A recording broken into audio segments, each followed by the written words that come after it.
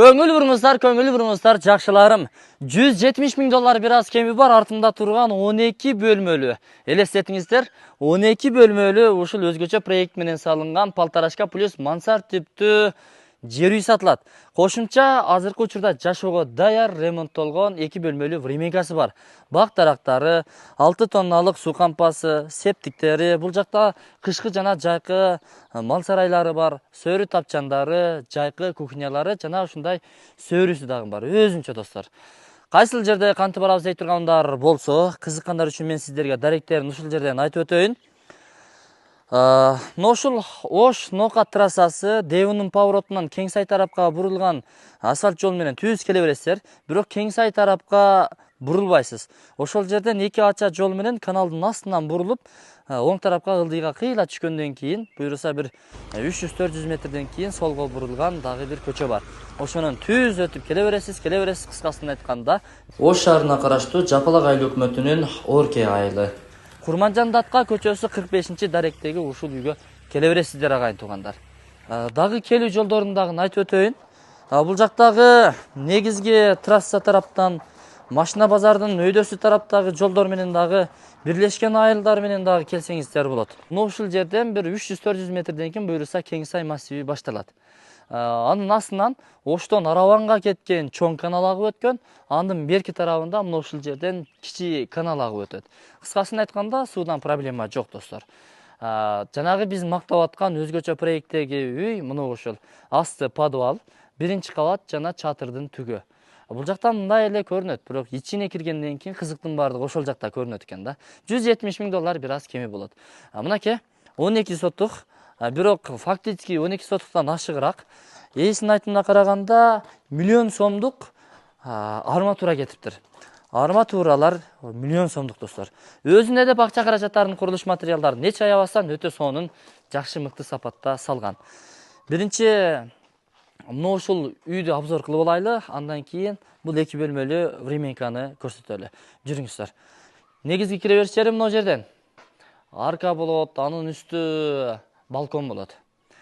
Эми бул жактан көрсөтө берели. Бул жак туугандар ашканасы болот, кенен ашканасы.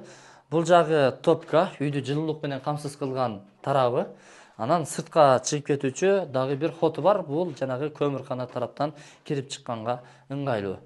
Андан сиздер подвалга дагы түшүп кетесиздер, бир жол подвалга дагы түшөлү.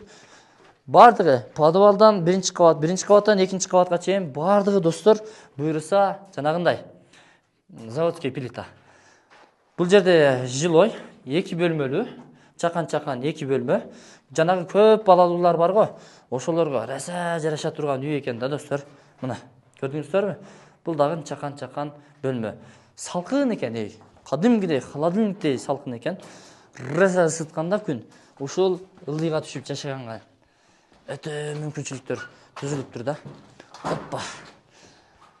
Бул жанагы биринчи кабатка кирүүчү ход. Киргенде солго бурулганда бир ата-энелер уктоочу чакан бөлмө, ата-энелерге же жаш балдардын бөлмөсү.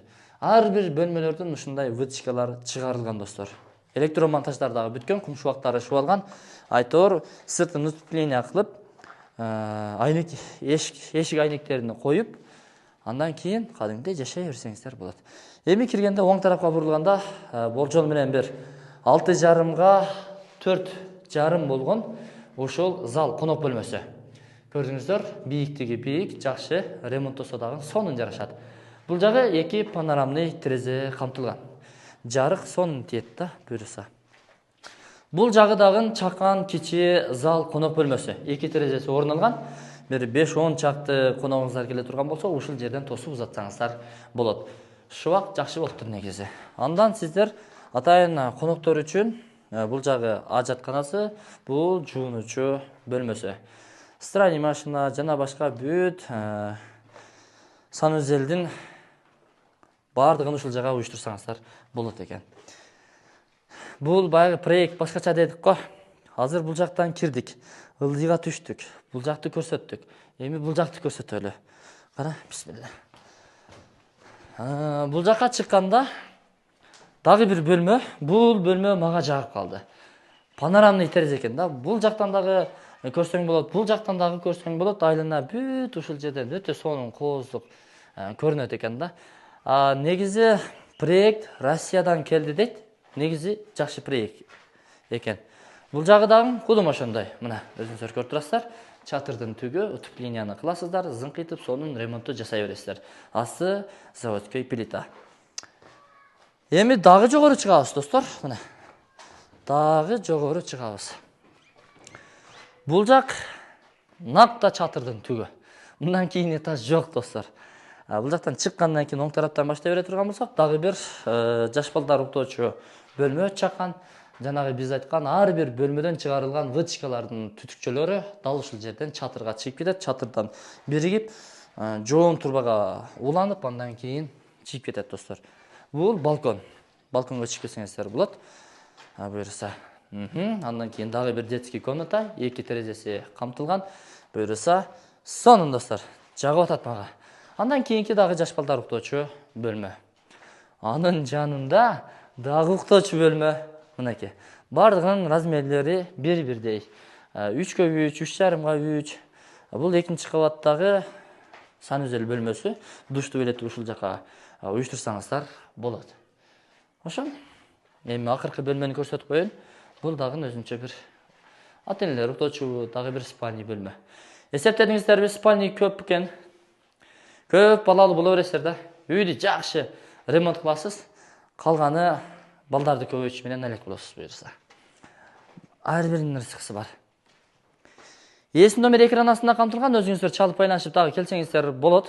Биз бул чыгарылышты жыйынтыктабайбыз. Жүрүңүздөр сыртка чыгып, толугураак маалыматтарды берели. Мечит мектеп бала бакчаларга жакын, сатыла турган баасы $170 000, бир аз кеми бар. Сүйлөшүү жолдору каралат. Ош шаарынан жакшы бир 2-3 бөлмөлүү батир болсо, ошолорго алмаштыруу жолдору дагы бар. Үстүнө үстүк акча кошуу менен. Дагы оппа. Эми туугандар, бул жакта үйдү көрсөтөлү. Кошумча сарайларды көрсөтөлү бул жактан. Буюрса, жанында мына ушундай суу түтүкчөлөрү бар экен, суу келген. Бул жагы болсо жайкы кухня, эми убактылуу, албетте. Ошончо үй салынып аткандан кийин зыңкытып сонун кухня пайда болот. Жүрүңүздөр эми. Бул жакта кошумча мына ушундай үй чочок, тапчан, тандыр, ажаткана, тоок кепе, бул жагы атайын тосулган, бул жагы жашыл зона, бак дарактар, алма, өрүк, гелас, бий алмалары бар экен. Бул жерде болсо сөрү, азыр раса ушу сөрүдө олтуруп алып эс ала турган убакыт болуп атат да, учур болуп атат. Телевизорду зыңкытып коюп көрүп аласыздар. Кечке. Айылдын жашоосу сонун да. Караңыздар, кенен, ынтымактуу, жакшы кошуналарыңыздар бар. 6 тонналык суу кампаңыздар бар. Бул жагы набес экен, эми көмүркана кылып пайдаланып турабыз деди. Үйдүн ээси, бул жагы жүрүңүздөр. Кире бериш жери, узун коридор, коридордон туштагы бул эшикти ачып кире турган болсоңуздар, склад. Азыр ал жакты ачпай эле турабыз. Эжебиздин чакан офис экен. Тигүүчүлүк менен алектенет экен да. Бул жагы болсо, мына 2 бөлмөнү жылытуучу кыш печкеси бар, чакан ушул универсал комната. Холл плюс зал, айта кетчү нерсе эмне? Студия түйүндөгү ашкана деп түшүнсөк болот. Кыргыз комнатасы. Дивандар, буюм-тайымдар калабы кетеби, аны эми өзүңүздөр сүйлөшүп аласыздар. Aboйлонгон, бул жагы сонун болуп, жанагындай пөк бар го, ошону менен жасалган муздаткыч бар экен. Бул жакта буюрса раковиналары бар, буюрса суу чыгып турат. Фильтр суусу бар экен. Стиральный машина ушул жакта, арисун бул жакта. Эми бардык шарттар бар экен да. Бул ата-энелер уктоочу бөлмө. 2 бөлмөнү тең жылытат. Буюрса, көрдүңүздөр ремонтторуна. Эсим номер экран астында камтылган, өзүңүздөр чалып байланышып келе бересиздер. Мен анда бул чыгарылышты жыйынтыктадым. Чалыңыздар, документтер так сразу сиздерге өткөрүлүп берилет. 12 соттук жер аянтында жайгашкан ушул 12 бөлмөлүү жер үйү жана кошумча 2 бөлмөлүү временка сатылат. Бак дарактары бар, сарайлары бар. Суу светтери келген. Курманжан-Датка көчөсү 45-дарек. Эсине чалыңыздар. Ассаламу алейкум. Ар бирибизге ушундай үйлөр насип кылсын. Мечит мектеп бала бакчаларга бүт бардыгына жакын. Ассалам.